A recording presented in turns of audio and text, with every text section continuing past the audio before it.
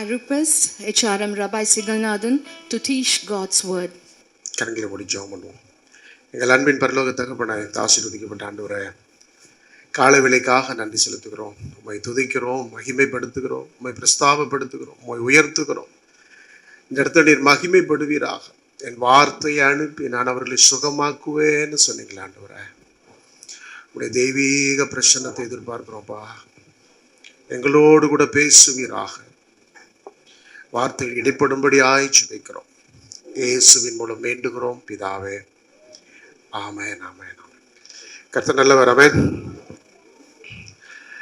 மத்தேயு 10வது அதிகாரம்,